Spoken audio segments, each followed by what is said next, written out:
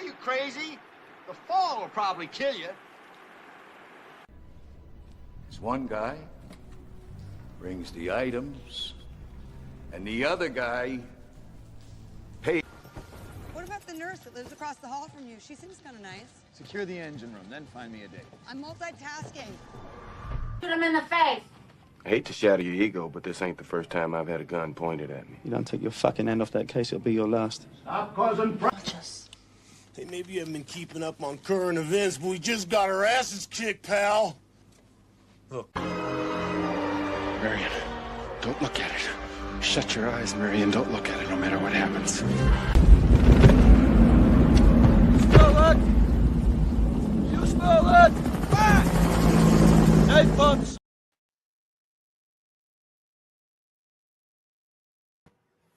Napalm, son. Why is he not up? Okay, there, right. There we go. There we go. I was like, where's Jeff at? All right, welcome to another episode of Good Cinema, our first episode in the new time slot at 9 p.m. Eastern. If nobody's watching, you can watch the replay. It don't bother us, just as long as you hit that like button and make don't care if you watch later. Leave a comment and tell us what your favorite part of the movie we reviewed is.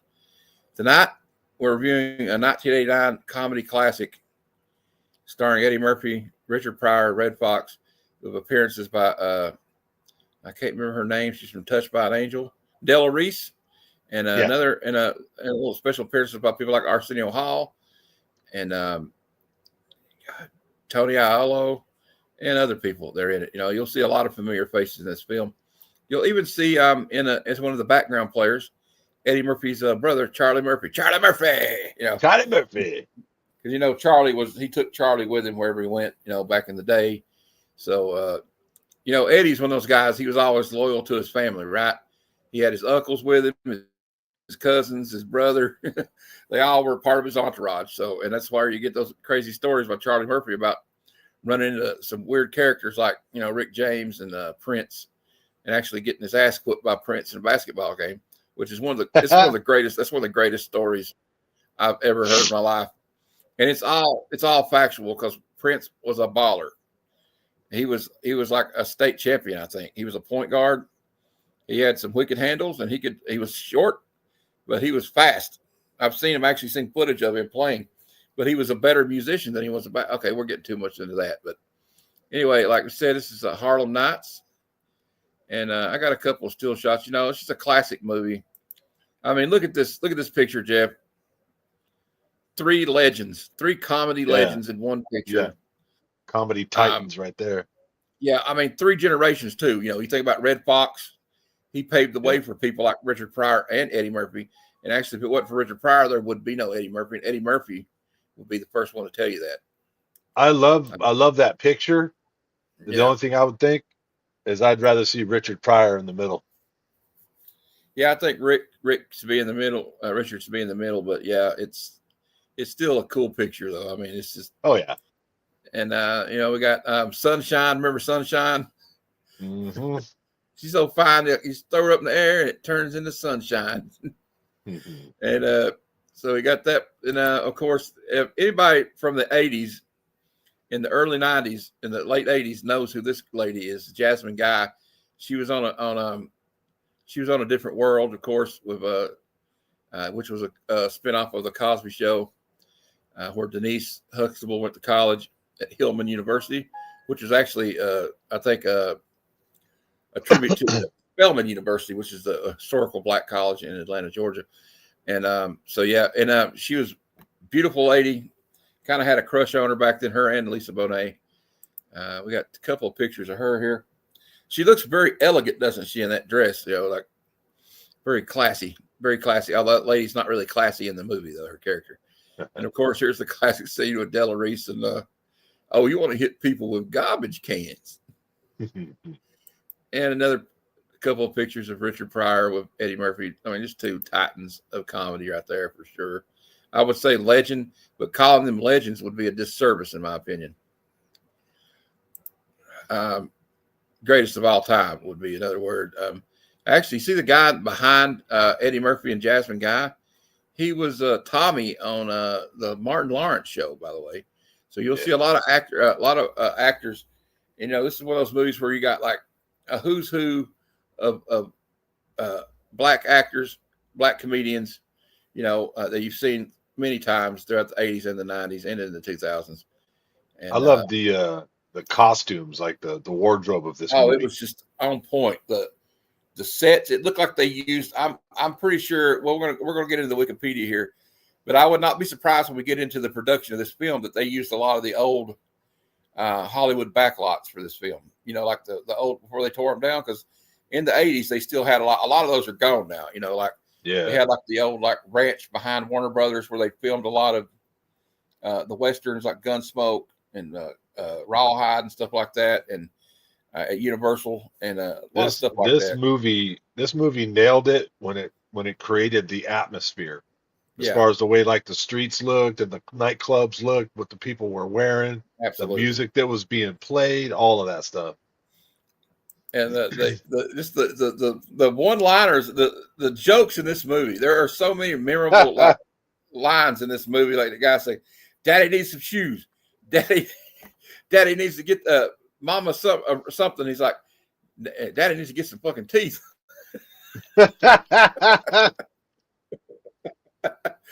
Roll the dice, you snaggletooth motherfucker. Yeah.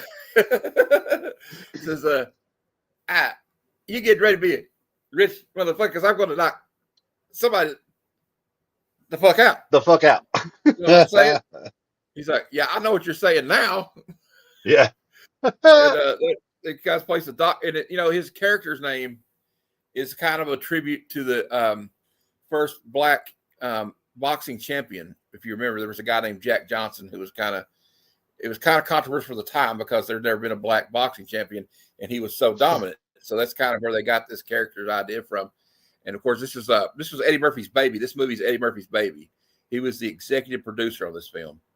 So this is something he had in mind for a long time, and he wanted to showcase a lot of African American talent. And this is opportunity. At this point in Hollywood, Eddie Murphy could do no wrong. You know what I mean? He started out one of the youngest cast members ever to be hired to be on Saturday Night Live at 19 years old, which is, you know, think about that now. That's crazy. Yeah. 19 years old, and he got cast on Saturday Night Live. And we're talking about he had to follow guys like Aykroyd and Bill Murray and Chevy Chase and Gilda Radner and the great Garrett Morris, Lorraine Newman, all those people, Belushi. So, you know, that's at Jane Curtin. That's not an easy thing to get into, because there was, like, you know, after those guys left, there was kind of a stagnant period for a couple of years.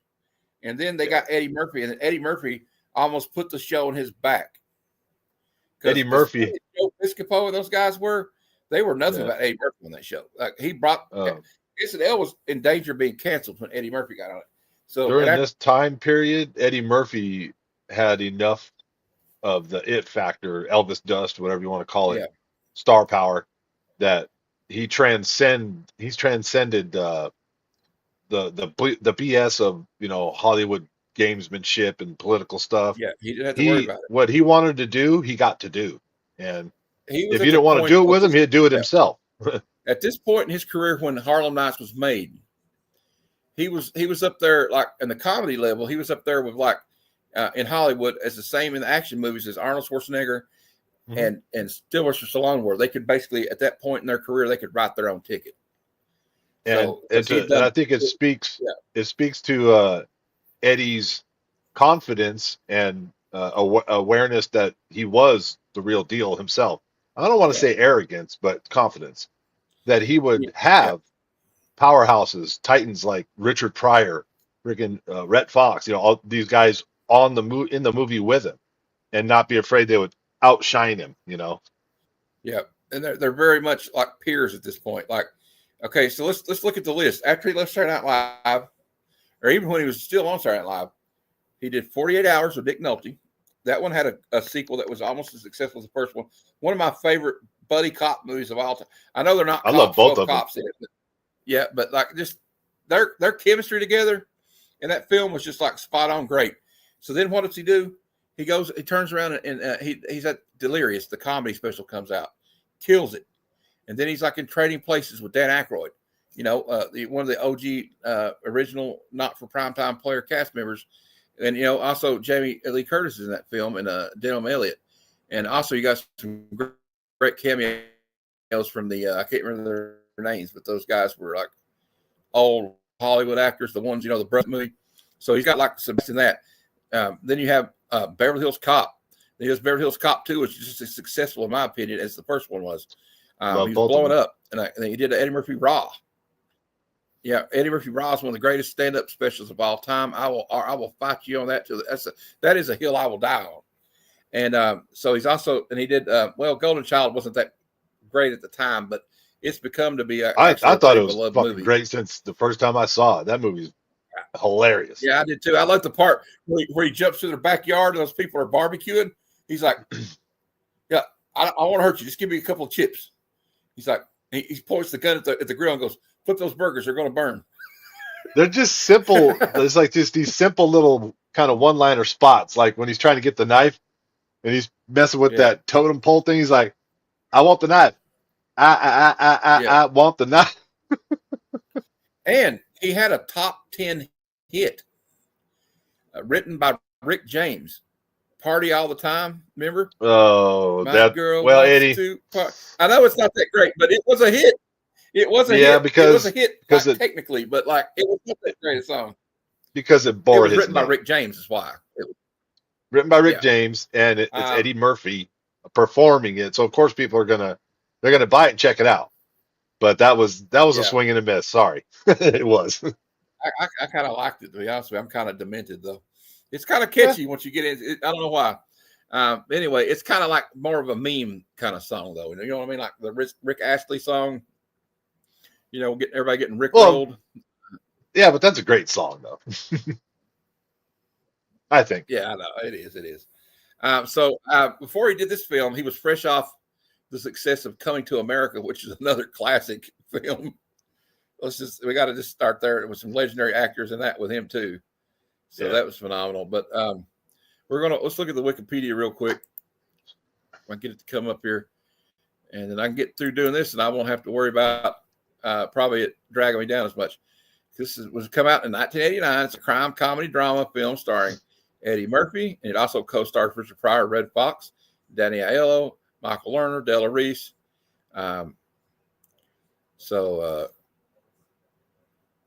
It says Harlem Nights is, as of 2025, Eddie Murphy's only directorial effort. He had always wanted to direct and star in a period piece, as well as work with Richard Pryor, whom he considered his greatest influence in stand-up comedy. Reviewers panned the film. Of course they did, with Gene Siskel and Roger Ebert choosing Harlem Nights as ranking among the worst films of 1989. Oh, well, screw you, Gene Siskel and Roger Ebert. God. At the 10th Golden Raspberry Awards, Murphy won the Razzie for Worst Screenplay. Okay. Despite having a strong opening, the $30 million film was a disappointment at the box office, grossing $60 million in the United States and Canada. I don't see that as much of a disappointment. So anyway, you start the movie. It's like 1918, and Eddie Murphy's a young boy, and he's running errands for Sugar Ray, played by Richard Pryor, and he saves Richard Pryor from this little snaggletooth asshole that says, "Kids is bad luck. I don't like to shoot dice with kids around, You just don't like that shit, right?" Anyway, so the cast is, like I said, Eddie Murphy plays Bernest. I think, history's been like more kind to this film than they were when it came out, by the way. Eddie Murphy as Bernest Quick Brown, Sugar Ray's adopted son. Desi Arnaz Hines II, it plays the young Quick. I did not know that Desi Arnaz Hines II. That's Gregory Hines' that must be Gregory Hines' son, I bet you. Richard Pryor plays Sugar Ray. Red Fox is Benny the Snake. Snake Eyes Wilson, and he's kind of blind as a bat with him Coke bottle glasses. He's hilarious. Danny Aiello as Sergeant Phil Cantone. If you need an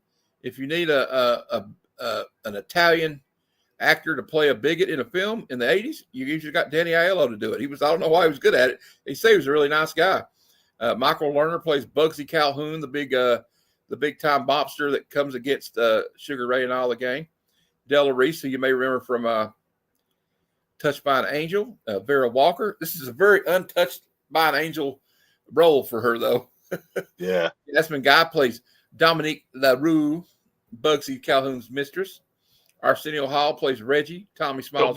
Don't be messing with those Creole women. Yes, they can put a voodoo curse on you quick. Dick fall off. And of course, Charlie Murphy's in it. We got so many people in here, I can't really get them out.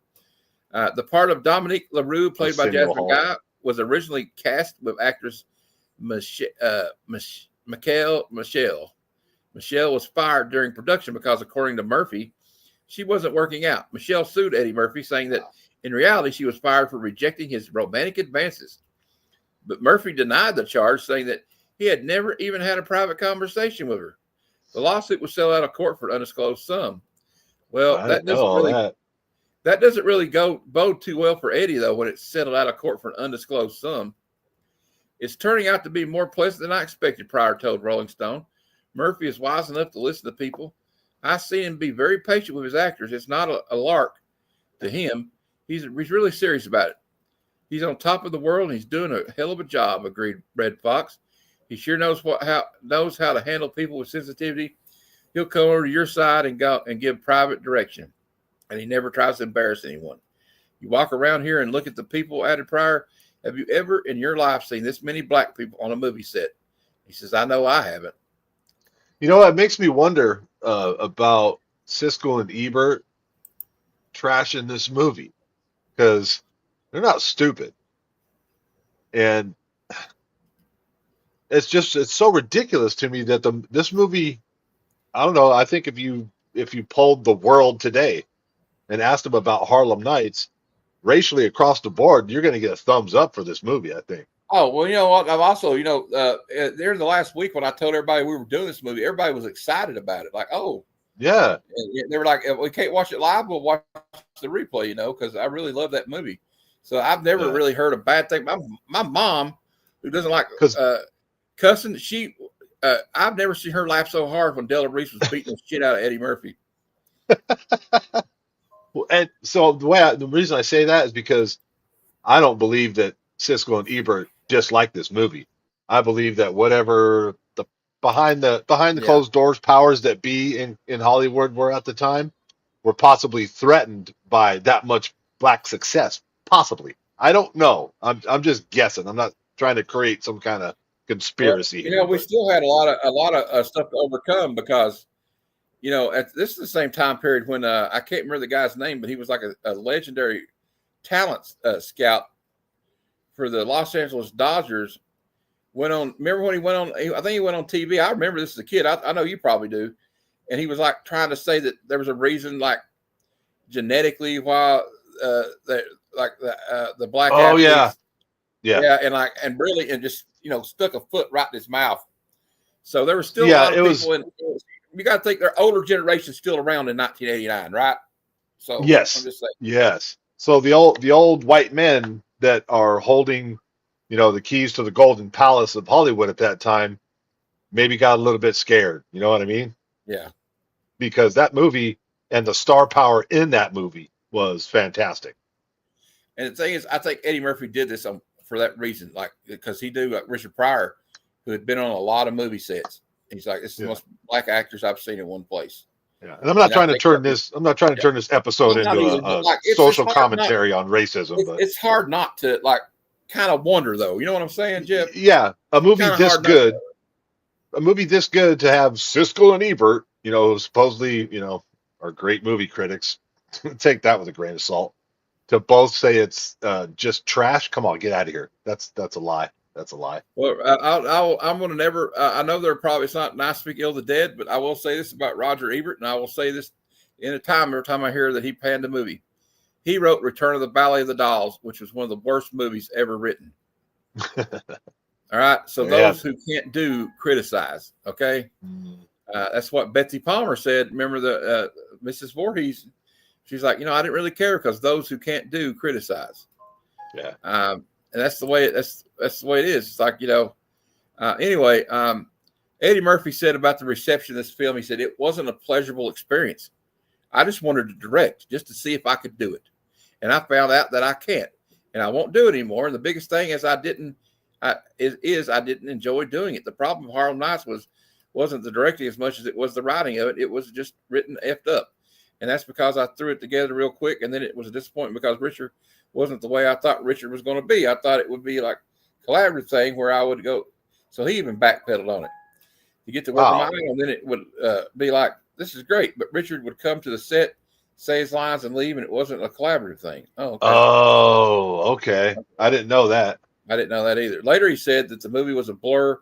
It was Richard Pryor, Robin Harris, all comedians. I remember Richard and Red Fox laughing off stage during the whole movie. The funniest shit was off camera. We're all just crying. Really? It could have been funnier if they said the stuff off camera. Red was a really funny dude. He would have the set screaming all the time. But afterwards, it was like, whoa, that's a lot of work. I was really young, and when I did it, I had one foot in the club and one foot in the set. A lot of shit going on. It's amazing it came together. He also said he didn't know Pryor was sick at the time. At the time, he had just been recently diagnosed. Richard Pryor had been diagnosed with multiple sclerosis, but nobody knew what was going on with him. And I was like a puppy to him because he was my idol. Hey, let's go make this movie. I never put it together that what was happening till afterwards. So it was kind of sad, that part of it. Harlem Nights was released in the U.S. and Canada on November 17, 1989. I still think it's great. I don't care. Maybe I have horrible taste in movies, Jeff, but I like it. I'm right there with you. I'm going to. I'm sticking to my guns. You know, all that part kind of makes me think of that saying, "Never meet your heroes," because maybe Eddie thought Richard Pryor would kind of be his wingman in creating this thing and directing it and all that stuff. And Richard sounds like, according to Eddie's words, Richard was just like, "All right, I'll come do what you pay me to do," and then that's it. You know. So it says here that it broke the record for an opening 3-day gross during the pre-Christmas end of the year period. But in its second weekend, Harlem Nights fell to the number 2 position with 11.1 million. As a 30% drop off from the previous week. Is that a failure? Placing it behind the debut of Back to the Future Part 2. Well, it's hard to compete with Back to the Future Part 2. Though. You know what I mean? That's a great movie. And then it also, listen to this, it said it was ahead of A Little Mermaid by 8.4 million, but its third weekend, Harlem Nights fell to number 3 position with 5.2 million gross, placing behind Back to the Future 2 at 12 million and the debut of National Lampoon's Christmas Vacation at 11.8. That's some big movies I have to compete with, though. Yeah. In perspective. Yeah, for sure. In total, Harlem Nights grossed $60.9 million, making it the 21st highest grossing film of 1989. The film's gross outside these countries is unknown. Movie theater shooting controversy. On November 17, 1989, 2 men were shot in the parking lot outside of the AMC Americana 8 Theater in Detroit, suburb of Southfield, Michigan. According to witnesses quoted in the Detroit Free Press, the shooting happened on opening night, taking place during a shooting spree in the film's opening. A 22-year-old woman who panicked and ran into traffic was in critical condition for 2 days. Later at the city's Providence Hospital, her name was withheld by police. Less than an hour after the shooting, police arrived at the theater to find a 24-year-old Detroit man who had shot a police officer. Damn. The gunman was wounded when the officer shot him back in the theater parking lot. The incident caused the theater chain to cancel showings of Harlem Nights. One resident of the area, Deshauna Watson, said, "There were so many people in the theater that there was so much going on. They had to stop the movie 3 times." Later that night, brawlers were ejected from a Sacramento theater showing Harlem Nights. Their feud continued in a parking lot and ended up with gunshots. Damn. 2 24-year-old men were seriously injured. An hour later, Marcel Thompson, 17, was fatally shot in a similar fight at the theater in Richmond, California. What was all these fights? When police stopped the projection of Harlem Nights to find suspects, an hour-long riot erupted. In Boston, Mayor Raymond Flynn saw so many fistfights taking place in the crowd leaving Harlem Nights that he at first threatened to close the theater down, but decided to tighten police security around the theater. Flynn blamed the film for the riot, saying that it glorifies violence. No. It's the same. It's the same type of shit that happened when Colors came out. Yeah. Because the subject matter of Colors was, Crips blood, blah blah blah. They had some problems, I think, in L.A. and other places when that movie. So this is an all black movie, and in some areas it probably attracted the wrong crowd, not the black crowd, but the wrong crowd, like violent people. You know what I mean? I like what this right here, though. Raymond Howard, lieutenant of the Richmond Police Department, defended the film, saying, "There's nothing wrong with the show, but this tells me something about the nature of kids who are going to see these shows. Yes. If there's a fight at McDonald's, what does that have to do with McDonald's? If there's a fight at Giant Stadium, are you going to blame the San Francisco Giants? Of course not. It's not about the Eddie Murphy movie." Bob Walks, Eddie Murphy's manager on the movie Theater Incidents, December. That was Bob Walks said that. Okay. Yeah. Raymond Howard was the one that said it was glorified violence. Yeah. Critical response: Michael Wilmington noted in Los Angeles Times that the production design lacks glitter. The production design lacks glitter. What? I thought oh no. Outside the gaudy gangland environs, the poverty, filth, pain, humanity. Well, it was in that part. There wasn't no dirty streets like you would imagine, though. You know what I mean? Right. Of course, it was panned by Roger Ebert and George Eugene Siskel. And about the negative reception, Eddie Murphy said there was a validity to a lot of things that people were saying about the movie, but then they went the extra mean on it because it was me. I guess they viewed it as someone with an ego out of control doing all these things. It wasn't that at all, as much as it was, let me see if I can do this, and I did it. And I was like, I don't like doing this. I'm never going to direct again. Yeah. It says that the Rotten Tomatoes gave it a 27% out of critics. But get this, though. The critics on Rotten Tomatoes give it 27%. But guess what the audience approval stands at, Jeff? 80%. What's that tell you? Yeah. They don't make movies for critics. You make movies for fans. But that's all we're going to say about that part of the film. And I went and saw Harlem Nights in the San Francisco Bay Area, not in San Francisco, but in a theater near San Jose. And there wasn't any problems, but that's an anecdotal experience that I had. And I went and saw it when I was however old. This was 89 or something. Well, also you got to look at the fact it was like the same thing with colors. And I remember when I watched the John Singleton film one time for Higher Learning, it got kind of rowdy in there too. Mm-hmm. And but I've not seen it just get ready for that. Look, we had a Minecraft movie last year. Shit for when that chicken shows up. Yeah, and we're talking about like 13-year-old kids. You got a lot of young kids that love Eddie Murphy in there, and they're getting hyped up to watch this movie. And then you have a couple of assholes in there with guns. You know, I don't think that, and to say that this movie glorifies violence is insane to me. That Harlem Nights would cause all that violence, because think about it. If that's true, if a movie like that glorifies violence causes problems, how come there wasn't a bunch of shootings when they screened Natural Born Killers in 1994, or Heat, or Pulp Fiction? I didn't see everybody like, oh, you know what? We're going to start shooting heroin like John Travolta in the theater. Yeah. Harlem Nights glorifies comedy. That's what it glorifies. Yes, it does. It glorifies, and it did it. But fucking when you stellar. look back at it, though, that the thing about Richard Pryor's MS diagnosis that it just recently came before this movie, his performance, although he's funny, it is a little bit subdued. Would you agree with that? Yeah. He's very stiff. He's not like he was in like Stir Crazy or like all those movies. Yeah, yeah. But he was probably getting sicker. And I remember at the time, because that was back when, you had people like Rock Hudson and other actors who had been diagnosed, and singers and celebrities like Freddie Mercury that died of AIDS. And there was like a rumor going around that Richard Pryor had HIV. Right. Because every time anybody got sick back then, it was a celebrity like, oh, does he have HIV? Even if he didn't have it, and that's the one thing about being a celebrity is that's the one thing you have to deal with. It comes with the territory. People having, tabloid like rumors about you, salacious rumors that they don't really know because they don't fact check. You still get this shit with TMZ. It was the same way back in the day with National Enquirer and the Daily Mirror and all these other rags. But yeah, so they get one source and they just go, even if that source is bullshit. Yeah. But yeah, you can kind of see that maybe it probably hurt Eddie because he didn't know. But now looking back at it, Eddie realized that he wasn't, I don't think he was shunning Eddie Murphy. He was just probably wore out. No. Yeah, he's tired. Yeah. So, but it is crazy that, like, it's too bad they couldn't get some of that energy, like he was talking about with Red Fox joking behind the scenes, and get that more of that energy in the film. Although I think it was great, especially the scene with Della Reese and Eddie Murphy. And she's like, I'm going to cut you now. She goes, you want to hit people with garbage? She's like, go out there. And he's laughing at her. She just starts boxing his ears. I love it.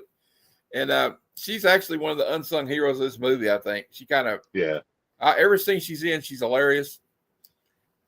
And it's kind of hard to see her like that, though, when you think about, like, you know, she did the show with Rama Downey, Touched by an Angel, which was a totally different tone than this, obviously. Yeah. And then, I don't know. There's just so many memorable lines in this movie. Maybe that's, you know, maybe we got, I don't know. We rewatched this the other day. It's not like we got rose colored glasses on. I mean, we rewatched it, and it was like me and you watched it together. And I laughed my ass off. We got a couple of clips here we'll play. I don't have many because I didn't want to overload it. They're not in any order, so we'll play a couple of wrong niggas, brother. How quick is mine? I loved Arsenio Hall's part in brother. this, man. Yeah, I like when they trap him. His brother got killed. Yeah. Arsenio, they're chasing him and they crash. And Eddie Murphy dives through this shop window to take cover. And they're out there shooting up the shop with the 2 machine guns, and their little driver guy has a little pistol, and he's like, they're like, he's all. He's like, quit shoot this motherfucker! Stop shooting that stupid little thing! He's like, he thinks it Quick, you know, he thinks Eddie Murphy's character Quick killed his brother, but he murdered was set his brother. Up to kill his brother. And he's like crying the whole time. I'm gonna kill you, Quick. I'm gonna kill you. I'm gonna fuck you up. And then he shoots his buddy. Like, remember when he rear ends him? He's like, I'm sorry, I didn't mean to shoot you. It was an accident. I'm sorry, it was an accident. Valley Court, 55377. Hello, it's Daddy. Hey, darling, put Mommy on the phone. Yeah, Barbara, it's Richie. Yeah, look, I ain't never coming home no more. Take it easy. Take it easy. He got that strange, and he's like, I'm gone. Well, they put Sunshine on him. Yeah. And Sunshine's loving is so good that if you throw it up in the air, it turns into sunshine. That's right. And she pretends to be Lady Heroin, you know, so they can. Yeah. Here's another funny clip with Arsenio. Only way you're going home is that motherfucker. The only way you're going home is shot, motherfucker. And we got Richard Pryor, his the one that plays his lady, right here. This is not funny, but it's. Are we gonna talk about your son all night? Or are you gonna make love to me? Make love. I like that scene's funny too. Where she's gonna make love all night. He goes, how about we make love for about 20 minutes and then I sleep for about. Yeah, she's like, let's make it all night and then in the morning make love all morning and into the afternoon. And he's like, how about we make love for about 25 minutes real vigorously and I fall into a deep coma-like sleep.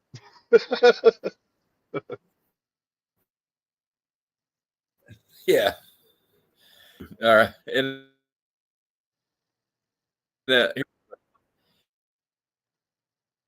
here's a. I can get it. Okay, let me. All right, there we go. Benny, why'd you put this orange juice in the refrigerator with just a swallow left in the container?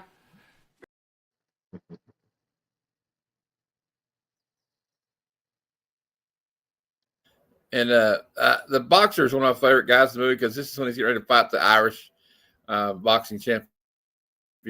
I like what he says to. Instructions in the dressing room. Yeah. I want a nice, clean fight. Shake hands and come out fighting. Don't take this ass whipping personally.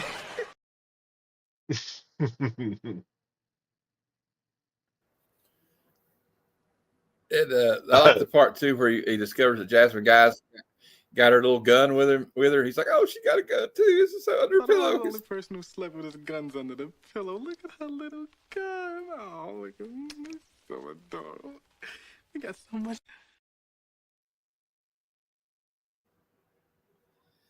And the last one, this is where he's like, I'm going to shoot your pinky toe off the Della Reese. I'm having this limping this bitch in Harlem. You don't stop fucking with me. Now put the razor away. Well, go ahead. He did. Yeah, he did shoot her in the pinky toe. You shot me. If I want to kill that motherfucker. You shot me in the toe. And then Richard Pryor goes, "Don't worry, honey. We're gonna go back here and look for your toe." I think they can sew them back on these days. If you got shot with 1911 Colt, that toe's gone. That's all I'm saying. There ain't no toe left, man. All right. Well, I'll give you my rating, I guess, and then you give yours. I don't know. I just like this movie, though, man. Let's give it a little. My overall opinion is I like the casting. Could some of the acting maybe been better? Yeah, I can't give it 5 out of 5, but do all the jokes hit? Yeah, all the jokes hit. Yeah, sometimes the plot kind of like it. I could see where it would be like, okay, they just kind of like threw some of this together, but it works for me. And it's mainly the thing this is about is the spotlight. It's spotlighting all these great jokes and bits. It's kind of like a collection of bits, really. I mean, honestly, but it's very memorable. I remember watching this movie, because it was like when a new Eddie Murphy movie was about to come out, it was a big deal, especially back then. Back then, especially, maybe not so much now. I mean, it's been a long time. But back then,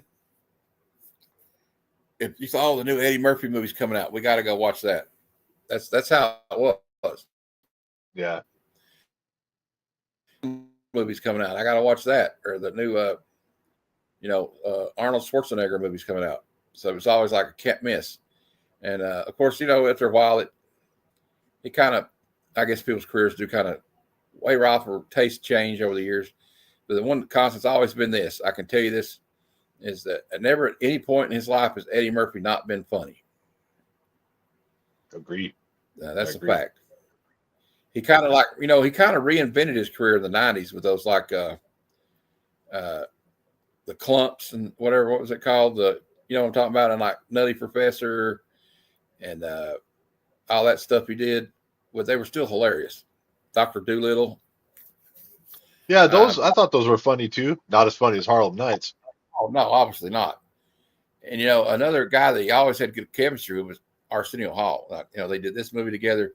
And they just came off having a very successful thing in 1987 with a little movie called Coming to America, which we'll probably do one of these days soon, too. I've also been thinking about reviewing Beverly Hills Cop because I love that movie, and 48 Hours. But I would argue that 48 Hours, you couldn't make that movie nowadays because, Nick Nolte goes a little in on some of the stuff. Hey, Roscoe.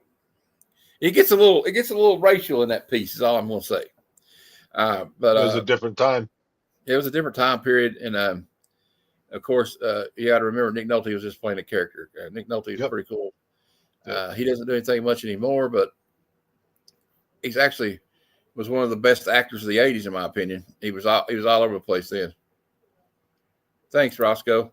Yeah, and anybody watching on the replay, just leave us a comment. And tell us what's your favorite Eddie Murphy movie, or also let us know what was your favorite line from the movie or scene in the movie. And if you were a fan of this movie, or if you thought it was bad, if that's okay, you don't have to have our opinion. Me and Big Jeff tend to like it. So, but not everybody likes the same things. But I want to throw this out there real quick while we're still on stream. Everybody can check it out later if they want, but. Tomorrow night we have the Comic Lounge. It's going to be a different format from now on. It's not going to be really just an open hangout for everybody. We're going to have returning people. And tomorrow night I invited an artist named John Dexter. He's got a Kickstarter out, and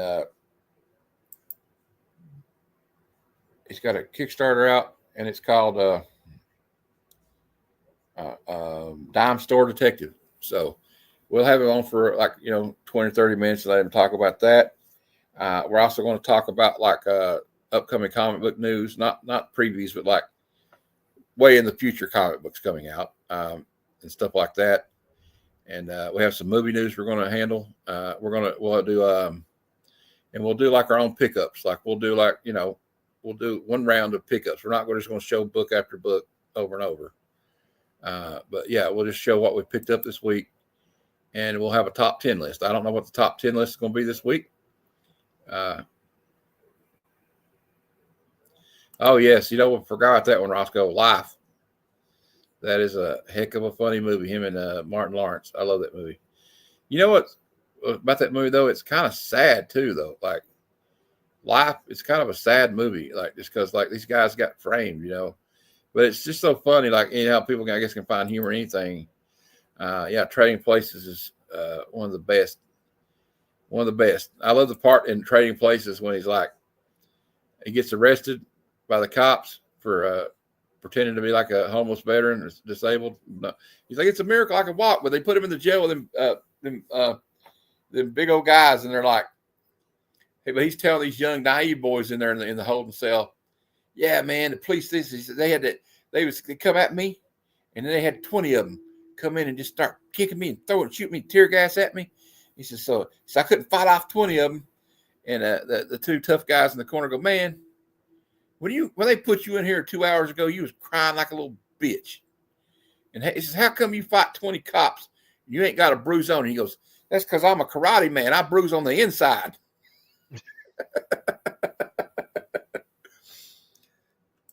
Yeah, I just love that part. That's one of my favorite parts. That and the one where he's like, it's a miracle I can walk. And he acts like all of a sudden he just grew legs or something. He's like, yeah, I was in there. They called me codename Agent Orange. And I was in there. Charlie, man. They had me in there killing Charlie. That's who it was. And he goes, oh, really? He said, what unit was in? We was in the Marines. The cops are like having Vietnam vets, He's like, oh, I was attached to the Special Forces Battalion. He's making up all this stupid shit that doesn't even exist. But yeah, it's a great movie. But yeah, we got coming up tomorrow's the Comic Lounge, like I said, and then we have of course the Sunday Super Show we coming up. Then another special thing coming up is Friday at 7 p.m. Eastern. I guess it's gonna be 7 p.m. Yeah, it's probably 7 or 8. I'm just kind of like waffling back and forth on it right now.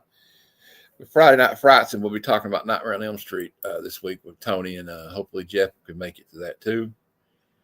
And then next week, another episode of Bad Cinema. This is a movie that me and Jeff watched during October together, so we're already familiar with it, and we're going to make you guys familiar with it. And it truly does belong on Bad Cinema. It's called Slumber Party Massacre, and we'll be reviewing that next Monday at 7 p.m. Eastern. It deserves to be on Bad Cinema, don't you think? I think it does. Anyway, yeah. And then next Tuesday, and if you haven't watched my interview with E-Man's World of Geek that I did last night, go check it out. We had such a good time.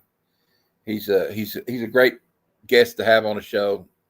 I love E-Man. He's a great guy.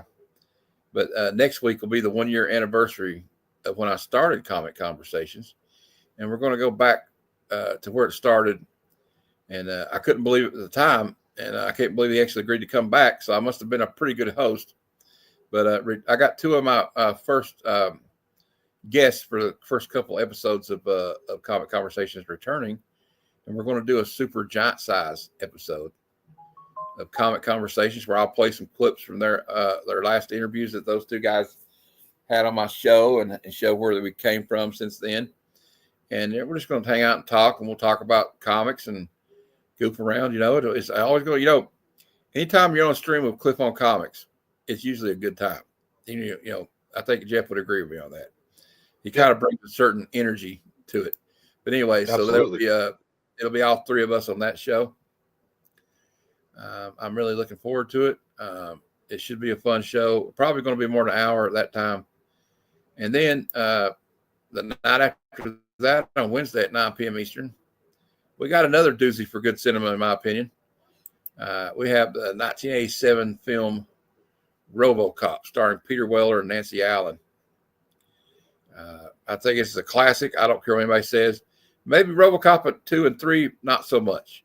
But RoboCop 1, it's kind of like it's like an action film, a satire, and it's making a political statement all at the same time. You know, and a lot of the things that happen in this movie, Jeff, if you think about it, are stuff that have come to fruition with technology and like some of the concerns that we have now of like the privatization of military, police forces, stuff like that. Like whether you agree with that or not, but it is a topic for discussion most of the time now. And also like cities being overrun with violence and corporations owning too much, you know, stuff that it didn't get better. It hasn't got better since 1987. Some of that stuff's got worse. Not to get all political on you guys, but it is what it is. But I'd like to thank everybody for watching the show and anybody that watched it on the replay. All right, Tony. Yeah, and next week on Tony's going to do his episode of Friday Night Frights, and we're going to be talking about Phantasm. So that should be fun. Tony's got great taste in horror films. Is all I can say. And Fable over here yelling, "They shot my damn pinky toe." Here you go, Fable.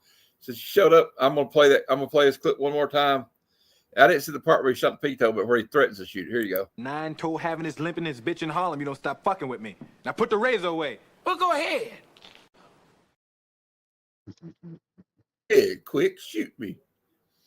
And of course, I want to play this one again just to play it.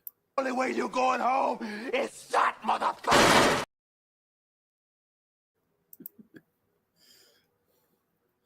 Yeah, see, we were Fable. We were reading like the reviews, and they said this is the worst movie ever made or something. I don't know what was going on. That's why I don't trust critics. You know, I love this movie too. And actually, you know what? Some of these clips we'll just play again anyway because they're pretty hilarious. I especially like this one. Instructions in the dressing room. Yeah. I want a nice clean fight. Shake hands and come out fighting. Don't take this ass whipping personally. And you know, you learned. You know what I learned today though? Gene Siskel and Roger Ebert. They have terrible taste in movies, and so that's what we learned today, and that gives me an excuse to play this clip.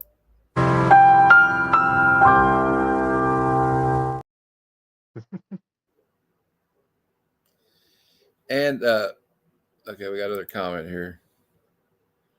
I know it's like so many legendary comics in one spot, you know. And at the time, you wouldn't have thought that Eddie Murphy's brother would be so funny, but like, I was sad the day he passed away, man, because he had so many great stories about coming up with Eddie and all the fast times they had when they were in the 80s. You know, I wish we could have heard some more of them stories. You know, yeah, I love Charlie Murphy as well.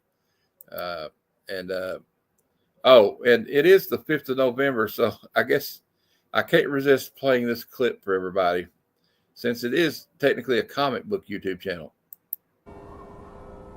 Remember the 5th of November, the gunpowder, treason, and plot. I know of no reason why the gunpowder treason should ever be forgot.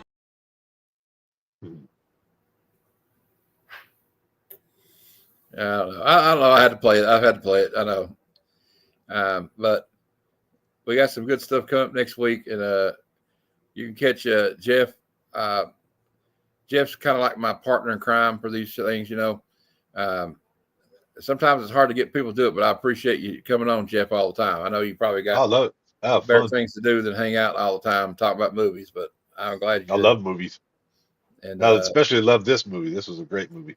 Yeah, this is a classic. I don't know why there's so many critics that like it. It kind of pisses me off. Man, so I still remember because I was still a kid. I was a young kid when I saw this, and I saw it in the theater, and that theater was loud with laughter. I mean, yeah, it was. And exactly. I've seen some good comedies where you get laughs here and there, but this one had the crowd roaring. And look, and I haven't seen a crowd laugh like that until many years later when I went and saw American Pie in the theaters, and that wasn't even as uproarious as the laughter from Harlem Nights, but it was close, you know. You know, another thing is, you know, the reason for the box office to me is obvious. It was up against movies like Back to the Future Part 2, Christmas Vacation, and a Little huge. Mermaid. A Little Mermaid. You know, when them Disney movies come out, the parents have to take their kids to see the Disney movie. Yep. You know, you're a parent. You know, coming up when they were younger, you have to. That new Disney or Pixar movie comes out, that's the movie you're going to go see. You're not going to go see this. You know, cars, planes. Yeah, you'll go to see the other movie you want to see on your own time. You know, but that's for the kids when that movie comes out. And like I remember being a kid, like when that new Teenage Mutant Ninja Turtles movie came out for the first time, I made sure that they took my ass to go see it. You know what I mean? I'm going to see that movie. Yeah. What's up, Kev? Yeah, exactly. Yeah, Fable. Matt was saying earlier that Eddie directed this, and he was hoping that it would be more of a collaboration. I believe his words were between him and Richard Pryor to make this movie, and he was disappointed because Richard Pryor just kind of came and did his lines, and then he left. But Richard Pryor was also ill during the filming because he had MS. I don't think it was public. Yeah. And we got it's just like it's a shame though that they didn't get to do it before his health got worse. You know, like. But yeah, there's so many. Richard Pryor still knocked it out of the park in that movie. He was hilarious. He had those little one-liner comments, little quips that had perfect Richard Pryor timing. You know. Oh yeah, absolutely. And also like the first of it, he's like, "Yeah, just shut up, roll the dice, you snaggletooth motherfucker." Mm-hmm. Because like, daddy needs a new pair of shoes, mama needs a new dress, baby needs. It's kind of ironic that the feel for the movie was that Richard Pryor took Kid Quick in off the streets as a kid and adopted him as his son and brought him up into the business and cared about him and loved him, you know? Like when he was talking to him about going up against Bugsy Calhoun, and Kid Quick, Eddie Murphy's character, says, "What have we got to be afraid of that fat motherfucker for? I got a gun too." And Richard Pryor's trying to school him. He's like, "Man, you're young and you're hot-headed, and I'm trying to keep you alive because I love you. And if that motherfucker kills you, then I got to kill him." You know, that scene I think was kind of emulated by Ice Cube and DJ Pooh in the movie Friday. Because you remember the scene where Craig goes to get the gun and go after Debo because he's, Debo, they're tired of him fucking with everybody in the neighborhood. Yeah. And he goes, "Son, that don't work." He says, "When back in my day, we used these to solve everything. You win that's some, how you're a man. You lose Having some. a gun don't make you a man, you know." And my dad told me that too. My dad also said, if you're going to pull a gun on somebody, you better have the intention of using it. Yep. Or it probably get used against you. You know, or you're going to get your ass kicked, either one. Or both. You know. But anyway, just because you have a gun in your hand doesn't mean you're a killer. It makes me also, that reminds me of a line from remember that movie Snatch? And the Brad Pitt and Vinnie Jones and all of them. It's a Guy Ritchie film, and the two guys have these guns. They're like, "We're going to rob this guy with these replica guns," right? They didn't even have a real gun; it was a replica gun that fired blanks. And he looks at him. You see Vinnie Jones go like this, and he looks, and he can see on the side of the gun it says "replica" right on the side of it. He goes, "Oh, look here, you got a gun. Y'all think your balls are getting bigger." He said, "But the problem is, he pulls out a Desert Eagle. He goes, I got a Desert Eagle .50. And seeing as how your gun says replica over it on the side of it, I'm going to see your balls start to shrivel. So it's off." Yeah. Most average everyday people. Oh, thanks, Fable, man. I appreciate it, man. I didn't expect it. Man. I didn't have any expectations. I went in expecting to lose. You can ask Jeff. I said, "I'm not going to win. There's no way." And then I won twice. I couldn't believe it. But I do I'm not to toot my own horn. I do a show almost every night, and now basically I do. There's a show Monday, Tuesday, Wednesday, Thursday, Friday, which is on and off. I do 2 shows on a month on Friday, and of course the Sunday show, and then I'm on 2 or 3 other shows a week. So yeah, it's, you know what? It's like a labor of love, man. Though I love doing it, and it's just great that the people in the community gave me some recognition, and I appreciate you saying that, man. It really means a lot. But that's more important to me than any silly award is the relationships and the friendships I have forged in the last year. That means more to me than anything. You know, I'm not trying to get all mushy, but like it's been a whirlwind. I went to Heroes Con and met all these people. I started a YouTube channel last year, and it was like, I mean, it was actually just last August, not this past August, but the August in 2024.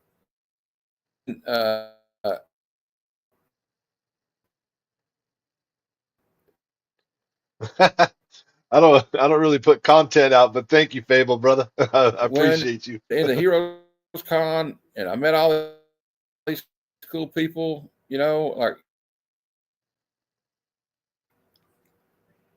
you get Jeff and Kevin in the chat there, and Roscoe, you Fable, Flat Earth Santa.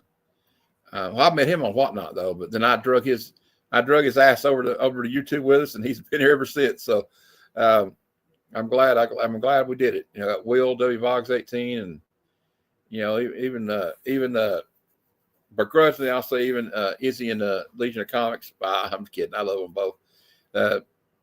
I've had some good times with both of them. I had a pleasure to meet both of those guys at Heroes Con. I hope they're back there next year. And a bunch of other great people. Madam, who's a wonderful lady. And I'd do anything for her or any of you guys. So I'm getting all weird sound. I was getting kind of weird now, but anyway, thank you guys for watching. Tomorrow night, like I said, we're going to have let me check it out again. I can't believe I can't remember this guy's name, but I just don't know him that well. John Dexter, and we'll be talking about his Kickstarter, Dime Store Detective. It's pretty interesting. I'll send you the link later, Jeff. If you want to be, you want to familiarize yourself with it. You want to be on the show tomorrow, so you know what we're talking about with him. And I thought it would be cool to have an artist on. So we might be inviting Kickstarter artists on, and maybe one of these days we can get another bigger artist on. Actually, I reached out to Nathan Zerdy, and he said he was pretty busy up until Christmas, but not that he's going to remember it, but I'm still going to hit him back up because what's the worst he can say? No. Exactly. It's the worst they can do. It's not really. No. He can't eat me, so it's cool.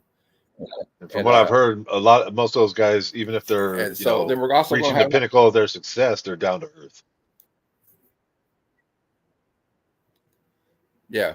And we're going to do I'm thinking about this, and I'll put this to the chat here. If you guys are still here, we don't have to end right now. And I ask you too, Jeff. I thought about maybe talking about the top 10 things that are streaming on Disney Plus and Netflix. We could discuss that, or upcoming stuff like that, and HBO Max. What do you think of that idea? I think it's good. Yeah. Anything that has to do with comic books, movies, pop culture, any of that stuff. Shit, I wouldn't even mind talking about some music. I don't know if that is too far out of the box, but we might do that too. We might talk about what's the most streaming that week, or what we could do picks, music picks. Hey, TM Nerdy. What do you think about that? Doing a show where you talk about the top streaming shows and movies of the week for Netflix and HBO Max and Disney Plus. We're thinking about doing that. I'm working around with a new format, and also we're going to talk about movie news and rumors and stuff like that, and we'll have a round where we show off what we picked up for the week, and our picks for upcoming comic series to check out or recommendations. I'm going to start doing a recommendation segment. I'm just trying to get more diversity instead of just having a show where everybody just shows up and talks over each other, on the stream, which I love going on hangout shows. Don't get me wrong. But, sometimes everything's kind of lost in the shuffle when I just want to kind of do one where it's more like a round table perspective kind of thing. You know what I mean? We go around everybody gets a chance, equal time to talk and give their opinion on it. And just do a top 10 streaming. I could figure out maybe do a thing where we figure out what the top 2 or 3 from each platform is, and we could give our show recommendations for the week. And I'd like TM and Fable if you would like to be part of it. I'm looking to form a team, basically like my version of the X-Men or the Teen Titans or the Justice League or something like that, or the Avengers. And we'll just hang out, and you don't have to come every week, but if you want to show up, you can. All right. Ask some people to do it. I don't know. We'll see who wants to do it and who don't. I know a lot of people have a lot of stuff on their plate and they got to work and all that stuff. But if anybody ever wants to be a part of it, you reach out to me. I'm just not going to do the. I'm probably not sharing links in private chat. I mean, in group chats or stuff anymore. And I'm definitely not going to put it in the chat no more. I think it just cuts down a lot of shenanigans that can go on, And we try to stay like you guys. I try to stay positive. I like my stuff to be upbeat. I'm not that I'm not critical of like certain comic books or stuff, but we're not going to it's not going to be one of the things where we trash every movie coming out or every comic coming out, because I just love comic books. I love movies. And I love hanging out with you guys. It's just let's just give me an outlet to do stuff. I know I'm getting back on that tangent about stuff, but I just really love this community, the tribe or the community that I've kind of found on here. The family, you guys are like family to me. A lot of you. I don't really have a lot of friends, so when you're disabled and you can't get out much, you don't have many friends. That come see you. You kind of get forgotten about. I'm not trying to make anybody feel sorry for me. And also, we're going to do a thing where we like to talk about toys. I want to talk about upcoming toys coming out. Like, I saw some cool toys that are being released, and I'm really excited about that. I think there was like a new Two-Face toy coming out from I can't remember who it is, but I got like a list here.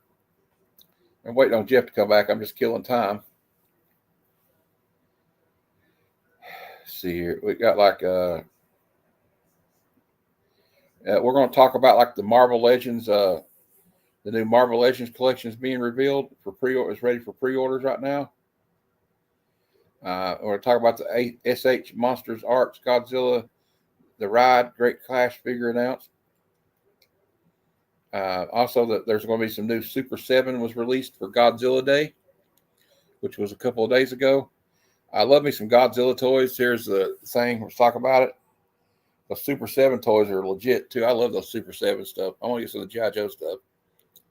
Also, we're going to talk about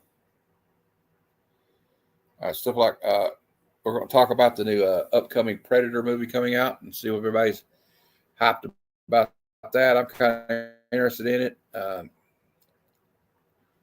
Also, there's some news that Brendan Fraser and Rachel Weisz are going to be reuniting to do another Mummy movie. So I'm kind of excited about that because I love the Mummy movies. And we're going to talk about they're going to reboot Star Trek again for the silver screen. They're getting rid of the old cast like Chris Pine and stuff. So we'll probably talk about that. And I don't know if you heard, Jeff, but Brendan Fraser and Rachel Weisz are going to return to reprise their roles in the Mummy movie. Oh, really? Yeah, and also we're going to talk about some new cast members that have been added to the new Highlander remake. And we're going to talk about some Kevin Smith news. We got some Kevin Smith news, and there's also been a former DCEU star has sparked some Nightwing speculation after a social media post. So we'll get into that, and we'll talk about DC's latest event. We'll be talking about DCKO and what people think of that. And there's an interesting story that we might talk about where the police arrested a woman for handing out a 31-year-old adult horror comic to a kid, and they arrested her for it. And we'll see what everybody thinks about that. I don't know about that. I think it's kind of weird, but that's just my opinion. It just depends on what it was, and if she didn't mean to do it, I don't really see what the problem was. But I don't think there was any intent there. I think that was just probably didn't know what was in this stack of stuff that she was handing out, and it's goofy. That's my guess anyway. And we'll do like a top 10. I don't know what the top 10 is this week. We're going to do like a 1 week. It'll be like our top 10 favorite albums we're currently listening to or songs. We could do we're also going to do a top 10 favorite action movies. I haven't decided yet what the top 10 list is going to be, but I'll let everybody know if they want to get on it. And if Fable, whenever you come on, you can be my toy expert. So if you come on the show, it's from like 7 to like 10 o'clock. So on Thursday nights, I don't know if you can make it, but if you can make it, just to show up and tell us about the new comic book. Some new stuff.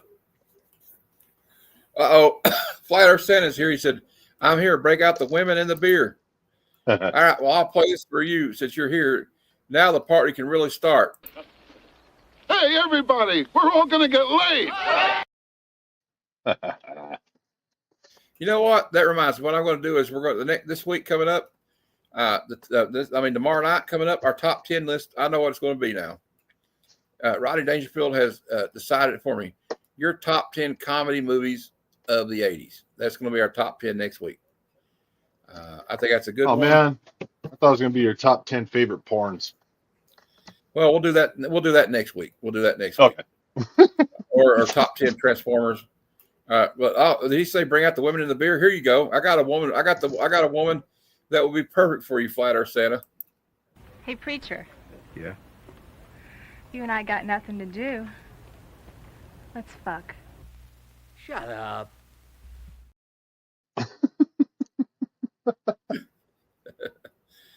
Or if that's not your speed, we could go with this one. I feel like somebody stuck a big club up my ass, and it hurts. I've got to figure out a way to get it out of there. If you haven't looked or haven't seen, go check out Samurai Cop. Yeah, you need to watch our Samurai Cop review. It was hilarious.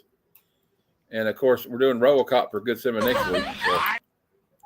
I'd buy that for $1.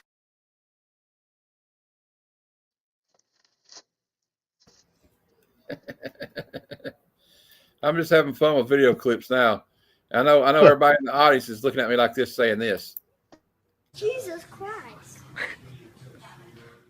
And I get a little excited, but we learn, and when we learn, it helps us.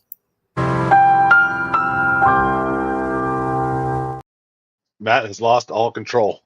The more you know. Although we're probably going to get in trouble for playing that NBC logo. I didn't think of that. Oops. Nah. I see that everywhere. A lot of people use that. And, of course, I've had a good time talking to you guys, so we'll go out with this. Excellent! Winning.